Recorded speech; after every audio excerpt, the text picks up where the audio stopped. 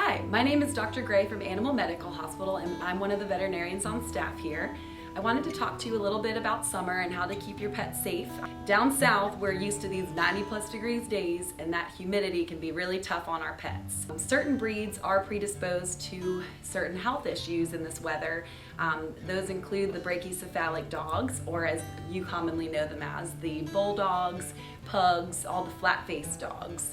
What we worry about with them is that because of their conformation, they can't pan off heat as well, so that causes them to overheat. Another thing to keep in mind is that the darker coated breeds, like what I have an Australian Shepherd who's mostly black coated, so he can get overheated just because of his coat color. So when I take him on longer walks in the summer, I notice that he's panting a little bit more than he does in the winter time. Keeping that in mind, I have some tips for you on how to have them better taken care of in this weather and to keep them safe this summer. My first one, which kind of makes sense, if you're going to go on your longer walks, save them for the morning temperatures when the dew's still down, or the evening when the cool weather's starting to set in. Along those lines, if you're going to go on your longer walks or hikes, I really like that you bring fresh water with you so that you can give them little breaks along the way as they start to pant excessively. One big thing that I notice here on emergency is that a lot of dogs come into us after being left in the car.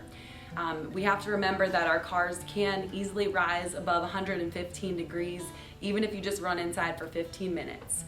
So I'm a big proponent of finding ways to keep them somewhere else, or if you have a car that you can keep in the shade and do it for a very short period of time, that would be my recommendation. But ultimately, I've seen a lot of issues with it, so I'd try to avoid it if you can. Two would be that if you're going on these longer walks or extended exercise, like a hike in the mountains, you want to make sure to bring a lot of fresh water with you so that you can offer it along the way and give them breaks. Another thing is that if you come home from extended exercise and notice your pet's panting, what I tend to do is let Louie stand in front of a fan, kind of cools him off a little bit. Another thing you can try is some room temperature water, just kind of rinse him off a little bit. You never want to use cold water, that actually can do more harm than good. And then lastly, how can you prevent heat stroke? Things to know is that signs you may see are excessive panting despite the fan, despite being in the AC for a period of time. They might be vomiting, have diarrhea, or a little bit of weakness.